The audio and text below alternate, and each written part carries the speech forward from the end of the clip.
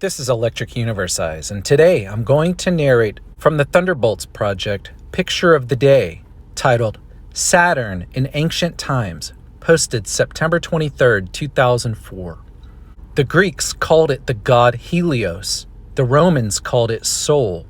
These familiar figures have a long history, and the more one learns about their links to the earlier cultures, the more a mystery of origins comes into focus.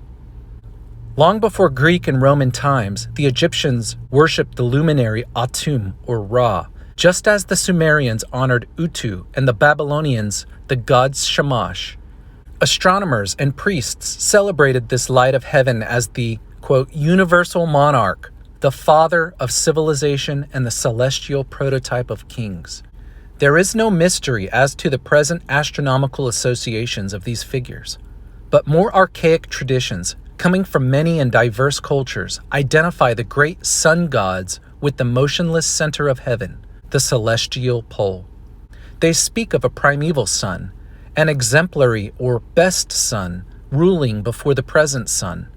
The god's station was the summit of the world axis, from which he ultimately fell in a heaven-altering catastrophe. Perhaps the best-known story is the Greek account of Kronos, founder of the Golden Age, eventually driven from his seat at the top of the world by his son Zeus. To what body did these strange traditions refer? Today, we take for granted that the ancient words we translate as Helios and Sol originated as references to the sun that illuminates our everyday. In many languages, the words for the axial figure did indeed become the words for the sun. But the later identity could not obscure the more archaic idea of a former stationary light at the pole whose every feature defies any identification with the sun in our sky today.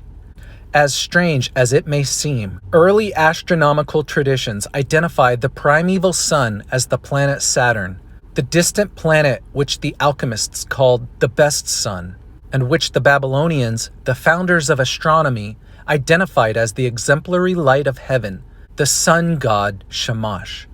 Quote, Shamash is the planet Saturn, the astronomical texts say.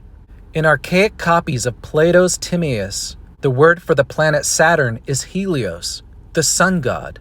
Popular Greek traditions identified Saturn as Kronos, alter ego of Helios, and Kronos is said to have ruled, quote, over the pole. But only a handful of scholars have bothered to trace the parallel reference in other cultures or to address the unanswered questions. Worldwide drawings and symbols of the once dominant luminary show a disk with rays, a disk with spokes, a disk with a central orb or eye, a disk with a crescent upon it. Today, we require a powerful telescope to see Saturn as a disk. We must fly a space probe close to the planet to see rays and spokes. Even then, the spokes are intermittent and dark. The ancient astronomers, however, described the spokes as those of a cosmic wheel. They were, quote, streams of fire, the glory of heaven. Our telescopes and probes can see things the ancients couldn't. Saturn's unexpected excess of heat, its radio emissions, its X-rays, its swirling bands of storm clouds. These things are unexpected to modern astronomers. To the ancient astronomers, had they possessed the technology-enhanced senses of probes, the things our instruments now witness would likely be understandable. For they remembered their gods as energetic and active, wielders of the thunderbolt. And they also remembered the fate of the gods, recounting how the once palpable ruler of the sky went so untouchably far away. This was written by David Talbot and Wallace Thornhill. For more information, please visit thunderbolts.info.